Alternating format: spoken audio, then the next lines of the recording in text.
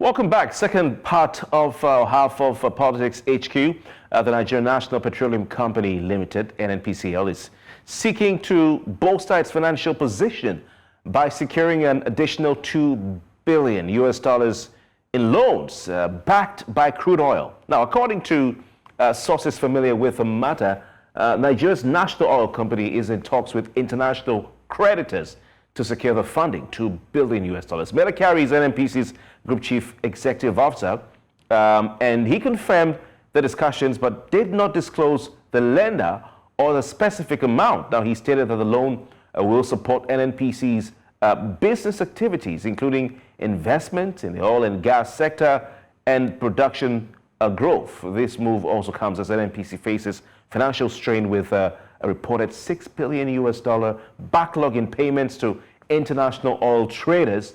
The company also has a $3.3 billion oil-backed loan from the Afrexim Bank, which it secured in August 2023. This was to address foreign exchange challenges in the country. Now, industry sources indicate that NNPC's financial struggles have worsened due to the rising fuel subsidy costs.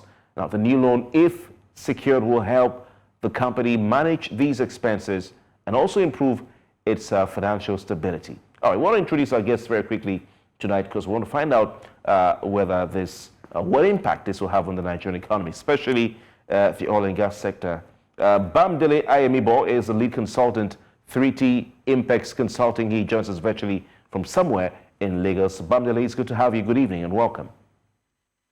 Good evening. How are you today? Very well, thank you. Thanks for asking. Let's start by taking your thoughts on this move by the NNPC to go for a fresh $2 billion loan.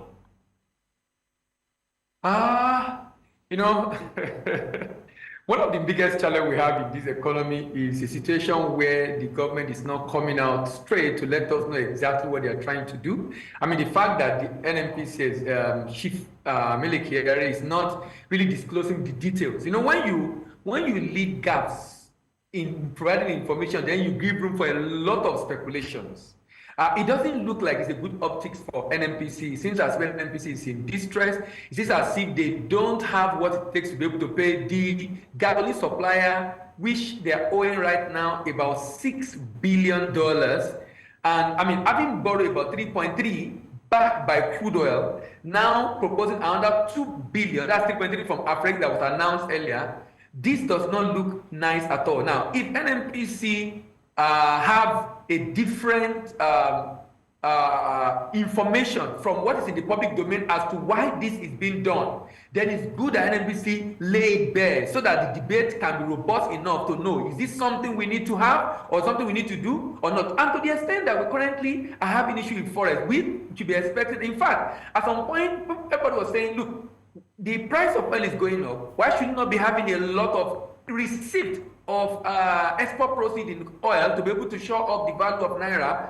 But the reason is because of exactly what NNPC is doing right now. The fact that the oil has been pre-sold. I mean, if you have sold it ahead, that means when the oil is being exported, it's going to people who from which we already got the loan from. And it doesn't look nice as to the financial stability or strength of NNPC until they come out to be able to let us know exactly what is this all about. You talked about lack of transparency, a bit of opaqueness as far as the NNPC is concerned. When Mele Kyari talks, he talks in general terms, abstract. You know, sometimes one struggles to really figure out what he exactly is saying. What do you think is responsible for this apparent or perceived, let me say, as you mentioned, lack of transparency and clarity in what the NNPC does? I mean, we can go back to the days of dirty fuel. We don't even know what happened till now. What's going on? You know, the challenge is, even from the federal government also, when issues happen, I mean, when there are, so for example, now we were discussing the issue of farmer headers issue and the fact that the reason why the federal government is coming out to do what it's doing right now, the Ministry of Livestock. Now, we've not heard a lot as to why this is necessary. Of course, we understand it's part of the report. But when you look deeply, a lot of people have resentment as to why this is being done, in as much as I support it. I'm using that example to say that when the government is not very clear on what it's doing, when there is a lot of, so even in the presidency, this is not just this administration. Generally in Nigeria, a number of things are shielded in secrecy for reasons best known to the government. That's the only reason why NNPC will get away with this. If NNPC is doing this and the presidency instruct NNPC to make the information available, or people write NNPC with the FOI bill, based on the FOI bill, and make information available, we avoid this speculation. And when people have done this in the past and there was nothing come out of it, nobody, imagine the time, I think it was during Sanusi, that Sanusi will say, oh, this is the amount that they are expecting, that this is not being done by NNPC, and nothing is being done from the presidency to ensure that NNPC is doing what it's supposed to do. So it's like, they can do it and get away with it. Probably, of course, the president or the minister of petroleum are probably aware of it. But the fact remains that this is a national oil company. So it's important that the owners of the oil company, I'm talking about Nigerian citizens now, should be aware of exactly what is going on. I want to ask you very quickly. That probably explains why this is happening. Yeah? Yeah, I want to ask you very quickly, Bamidele Ayemibo. This is one of the biggest oil companies in the world, because Nigeria is one of the biggest oil-producing nations in the world. It is the sole importer, we keep hearing that, of petrol into Nigeria. I want you to talk about this business model of going to borrow USD. One would think that such a company will be the one giving loans to other countries.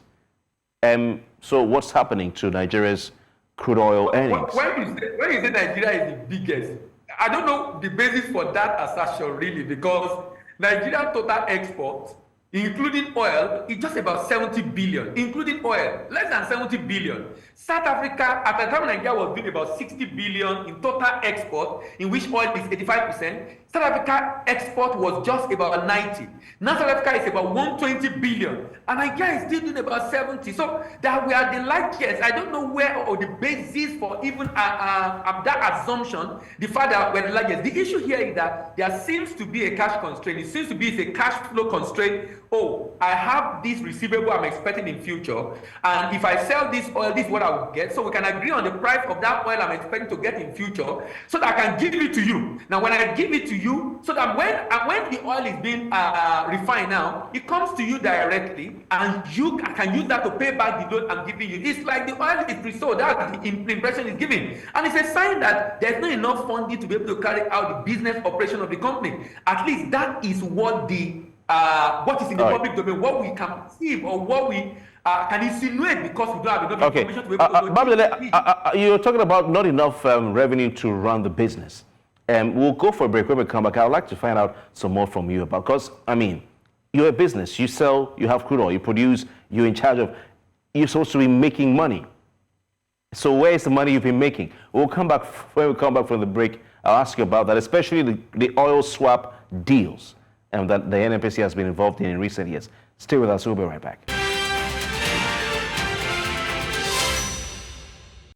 Welcome back. We still have with us Bamidele Ayemibo. He's a guest lead consultant, 3T Impex Consulting in Lagos. Bamidele, we're talking about the business model of the NNPCL. Now, we know in the Buhari years, the federal government through NNPCL embarked on a program called Crude Oil Swap, where in order to get petrol to push into the Nigerian market at a subsidized rate, they were giving out Nigeria's crude oil and getting this in exchange. So do you think that this affected to a reasonable extent, let me say significantly, do you think that significantly affected the earnings of NNPC to the point where now they have to go for loans to operate?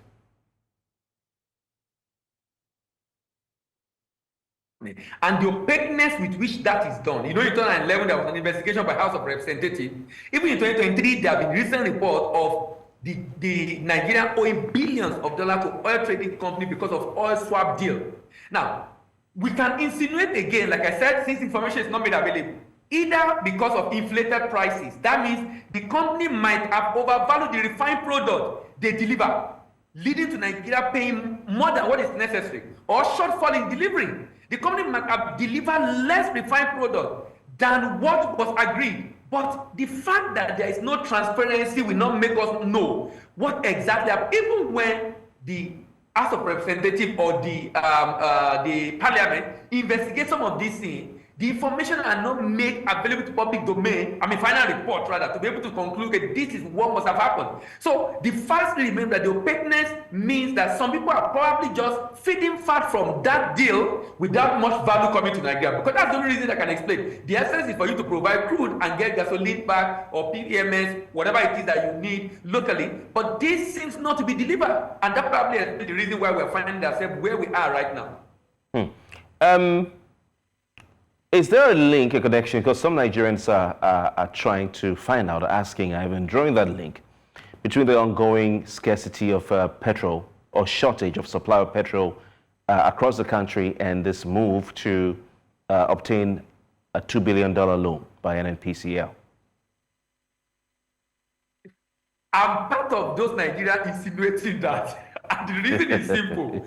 There is few queue because and they've just talked about logistic problem, no serious explanation about what is going on. So the conclusion, any reasonable person, any reasonable person we have is, look, we are having queue because the people that are supposed to bring in are not bringing in. The money that is supposed to pay them have not been paid. They don't have enough money to be able to bring what they're supposed to bring in. And NNPC is raising money to be able to pay them so they can bring in more fuel.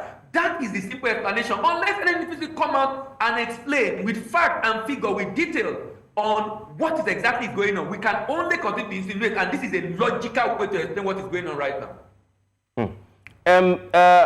The talk that Nigeria is still paying subsidy. I remember the days of Buhari when it was mentioned that he was going to remove fuel subsidy. The likes of a former Senate president flocked to Aso Rock to see the president to talk about, that subsidy, don't remove it. Right now, it may be hard for the country. Mele Kyari also went to see Buhari. When he came out of Aso Rock, he met the press and said, he went with a paper. It's a bill. It's how much NNPC needs to be able to subsidize the petrol. So you can give that to us, who will subsidize for you. So it therefore showed that they were making payments for the subsidized petrol.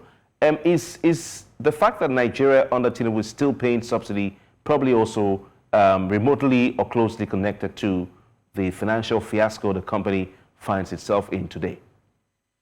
Yes, because the report is saying they are owing about 6 billion. That's what the report is saying online. They're owing about 6 billion.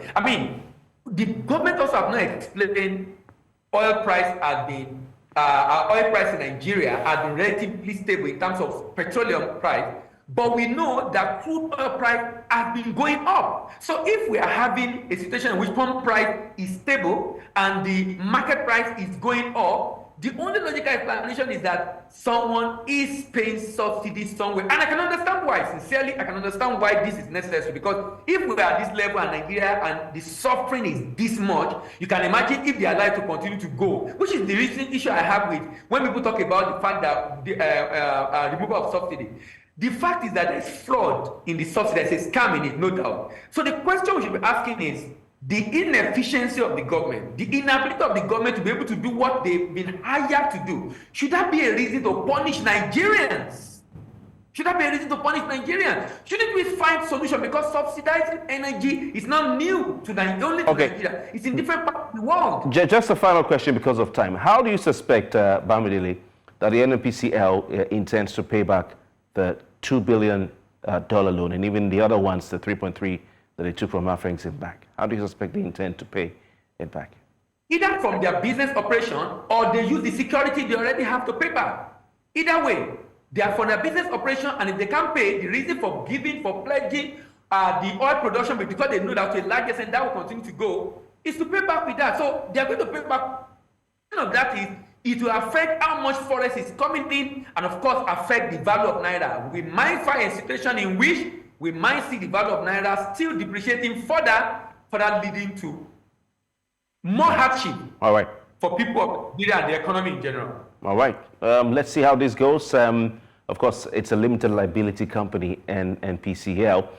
One of the iconic pictures is, I can remember, is a black market petrol seller with his jerry can outside the NNPC headquarters in Abuja, trying to sell to the public. It was an iconic, I can't forget that picture. Anyway, Bamidele Ayemibo, thank you so very kindly for your time tonight. It's been a pleasure having you. Thank you very much for having me. All right, then we'll see how this pans out, especially with the ongoing petrol shortages in Nigeria. But that's the size of a package tonight. Hope you had fun while we're at it. I'm Kofi Bartels. Many thanks for your time.